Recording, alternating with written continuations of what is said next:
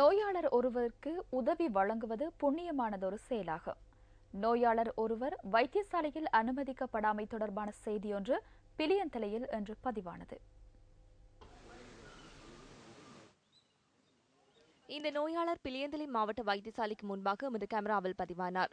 இன்று காலை முதல் பிற்பகல் 2 மணி வரை குறித்த நோயாளரை பிலியந்தலை வைத்தியசாலையில் அனுமதிக்க எவரும் முன்வரவில்லை என பிரதேசவாசிகள் தெரிவித்தனர்.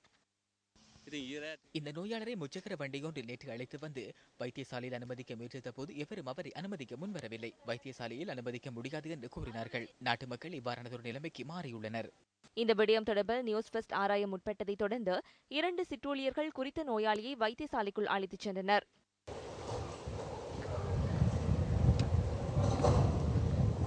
இவர் இன்று அதிகாலை முதல் வீழ்ந்திருந்தது எம்மால் காண முடிந்தது.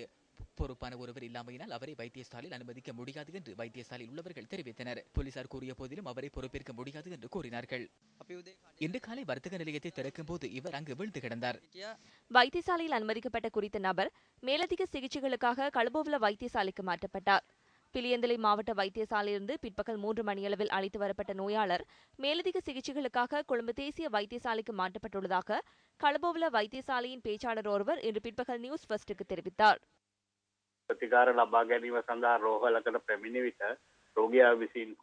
சிகிச்சை பெற்றுக் கொள்வதற்கு வைத்தியசாலையில் நோயாளியோ அல்லது பொறுப்புதாரரோ நோயாளியை வைத்தியசாலைக்கு அனுமதிக்கும் போது முதலில் நோயாளிக்கு சிகிச்சை அளிப்பதற்கு நடவடிக்கை எடுக்க வேண்டும்.